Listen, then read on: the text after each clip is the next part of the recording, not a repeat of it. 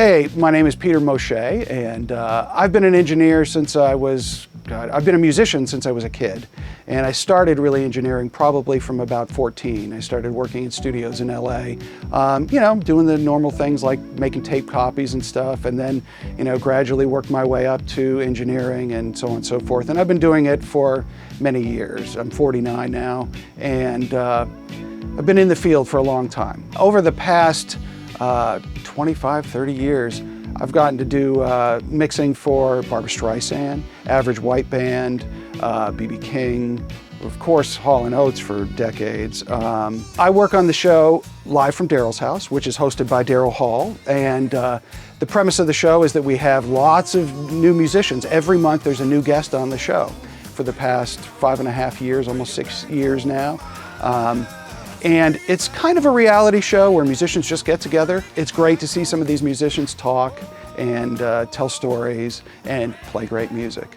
And it's been a wonderful experience to do for us too, because we've been doing it and we've met such great people over the years. You can watch the show online at livefromdarylshouse.com 24/7, no commercials, no interruptions. Watch it whenever you want, any episode you want. Working with Daryl Hall, it's easy. Daryl Hall is one of the greatest singers ever. He's up there in the Hall of Fame, whatever, with the greatest singers of all time. He is like almost the perfect compressor. He knows his instrument so well and sings so well that it makes the job so much easier for me. It's almost hard to mess him up, to make him not sound good.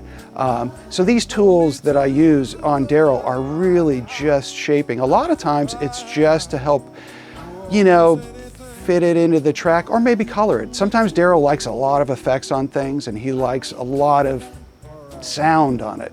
And he'll like lots of reverbs and delays and effects, and a lot of times I got to go to a plug-in to do it.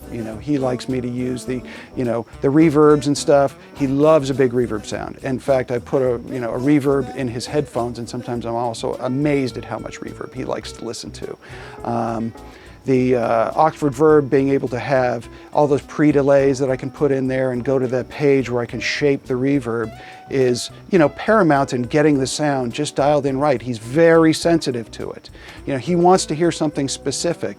Getting his headphones and getting the sound right for him is really the big challenge. And he doesn't like to use headphones that often. A lot of times he's singing in the control room here. But when I do, got to have like an Oxford reverb on him. I got to use a little compression because I want to get it in his face for playback for him.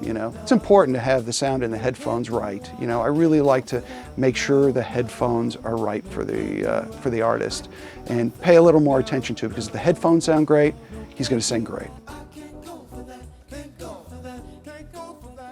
I got first turned on to using Sonnox plugins because I was using way back, I can't remember the year, but Sony had developed a state-of-the-art digital console back in the day. And they were the first company to ever make a digital console that was absolutely phenomenal, reliable, and sounded amazing at the time. I mean, it was just a life-changing experience to work on the console. And you could use multiple compressors, and the compressors all had personalities to them, which was something you didn't get, the ability to flip between different personalities of compressors. And then EQs, same kind of thing, switching between different bands. So, I mean, the console was a plug-in, and here I'm working on this $1 million console that had all these plugins on it. So the transition, when they came out with these plugins, I was already familiar with it because I had been working on the console, and they directly ported them over from the console. And it was like, wow, I can have this console on my computer. It was mind-boggling at the time. A de-esser is something to me that's an absolute essential in a vocal sound. To be able to get the vocal up and in your face where modern records are, you want to get that vocal right there, but sometimes there's sibilance, modern records, especially recording digitally, you get a lot of high-end reproduction that you didn't used to get on tape.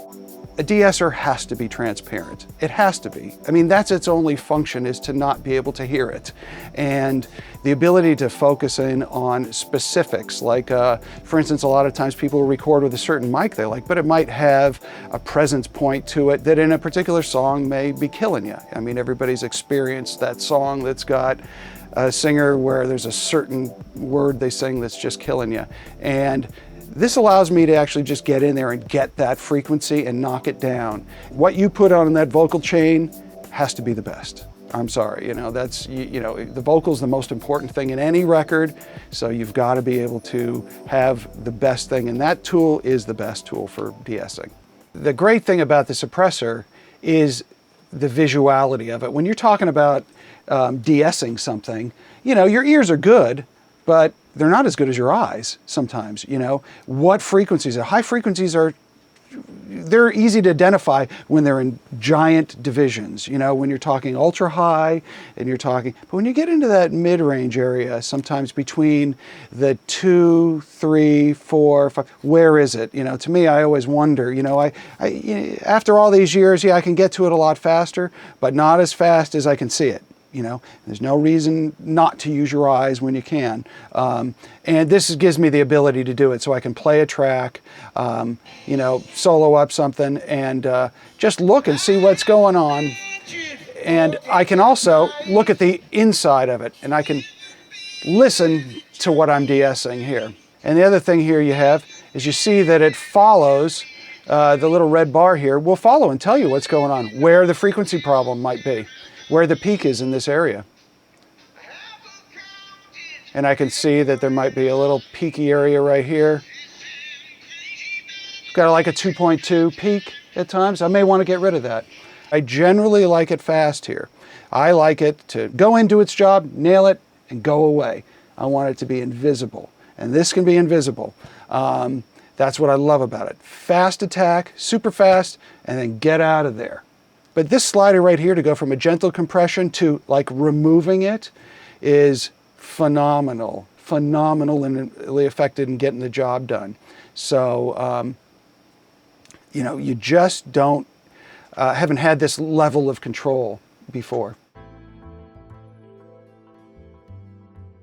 The TransMod is one of those tools that you pull out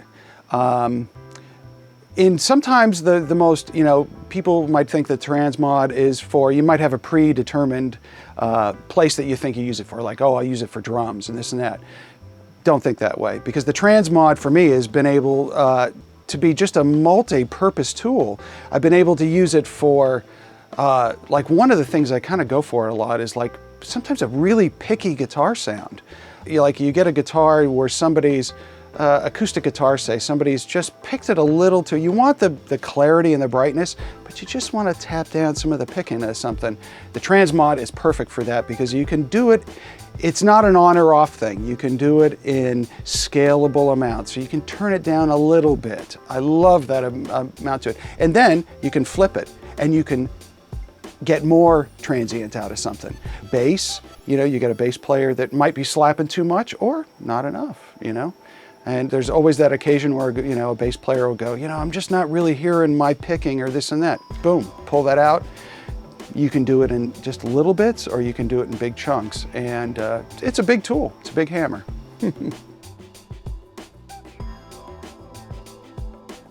These three modes of the dynamics are tremendously different. I mean, this makes this compressor just the most versatile overall, because the three different modes couldn't be any more different as far as compressors go.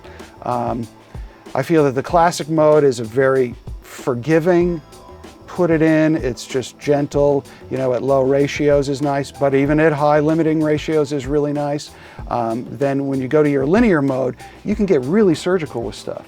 You know, you can shape and mangle sounds in a linear mode really, really well. And it can get hard and aggressive, and, you know, you've got the gain makeup so you can get back what you squash down.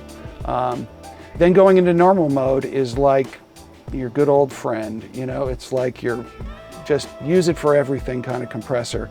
It works just as you would expect any compressor, very forgiving when it needs to be. The attack times are extremely fast on it. I mean, this thing, is lightning fast.